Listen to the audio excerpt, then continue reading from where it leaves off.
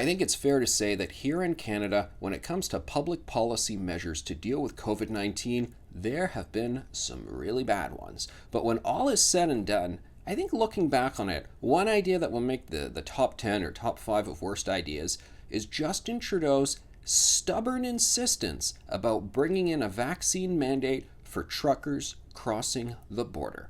This is a policy that so many people who are really knowledgeable about various sectors, very knowledgeable about the supply chain, say this is not a good idea. This is going to cause a whole host of unintended consequences. You just don't want to go there. Concerns about how products on the shelves that you're used to seeing, you're not going to see them anymore.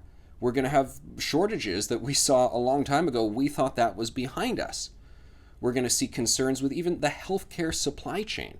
I was speaking to one hospital physician who said they had a meeting with all the people who help manage emergency operations, and one of the persons responsible for supplies said, we're going to have a problem with various supplies we need. IV tubing was one example cited, and that if you have problems with these supplies, well, you're going to have to delay surgeries even further. This could be a disaster. If you're concerned about inflation now, well, if you limit the supply of goods into Canada, which this public policy measure that Trudeau's insisting on could do, well, you're going to see inflation for certain goods rise even further. What are the benefits to all of this? This seems like nothing but pure politics so far down the line when we're in a situation where thankfully the headlines tell us and the experts tell us that the Omicron variant, a much milder variant, a much smaller percentage of persons ending up in hospital compared to previous variants. I mean, there's a lot of good news. There's a lot of opportunities to take the ball and run with it in a positive direction, and yet it seems like, I don't know, there has to be a last hurrah from the federal government in terms of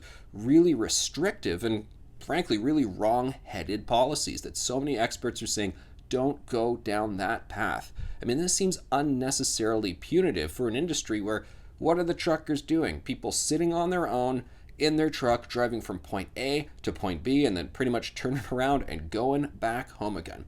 Someone in the trucking industry described many truckers to me as basically today's version of cowboys, in terms of these are individuals who are just on their own, out on the road. They want to do their own thing. They want to be left alone. And if government says you got to do this, it's probably not going to work well. They're not going to positively respond to that message. So what is the point? And yet Prime Minister Justin Trudeau adamantly refusing to budge on all of this. There have been opportunities, initial reports that maybe they were going to step away, but they're saying, we ain't going to do it. What is the point to all of this? It seems like really there's hardly any positives to talk about with this policy, but there is a whole host of negatives.